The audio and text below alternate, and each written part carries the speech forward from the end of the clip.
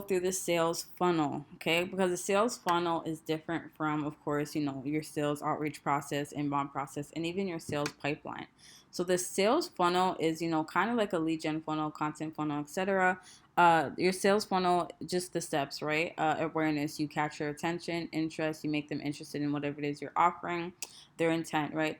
The intent, you want to persuade them to book, schedule, whatever that part is for you. And then the consideration stage is all about like the negotiation process, right? Answering any objections, things like that nature, and then providing a discount, whatever the case may be. Like everyone's going to be different when it comes to their sales funnel.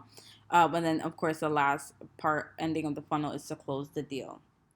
So it's pretty straightforward, right? Like that's the sales funnel. So pretty much this is the funnel you want to bring people through. So realistically, this would go above the sales outbound. Oh, it didn't even move on.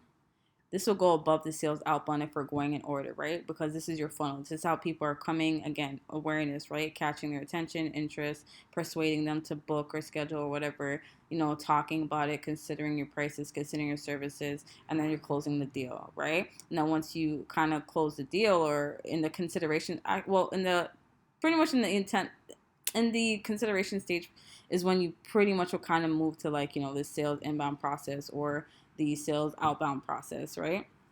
And then kind of going from there. So yeah, so sales funnel, sales outbound process, sales inbound process, and then last but not least will be your sales pipeline.